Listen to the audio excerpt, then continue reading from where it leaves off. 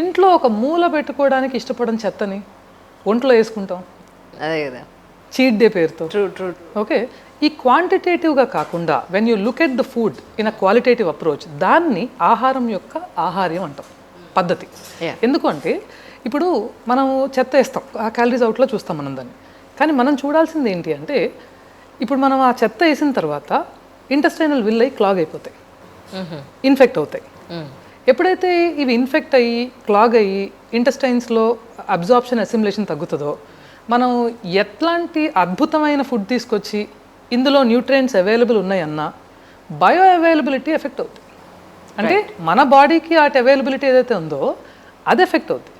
అట్లాగే అద్భుతమైన ఫుడ్స్ ఒక 2 ఉంటాయి, బట్ ఇవి కంబైన్ చేసినప్పుడు నీ బాడీకి అది పడచ్చు పడకపోవచ్చు. How will you know about it?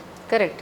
The best way to know about it in a preventive health care situation. అంటే వచ్చిన తర్వాత విపరీతమైన ఎలర్జీకి లోనయ్యి మనం సఫర్ అవుతుంటే we have a lot of test and lot of technological advancements. అవి use చేసుకుని మనము దేనికి మనం ఎలర్జీ ఫీల్ అవుతున్నాము, బాడీలో ఏమేం కన్సర్న్స్ ఉన్నాయి అవన్నీ మనం తీసుకోవచ్చు.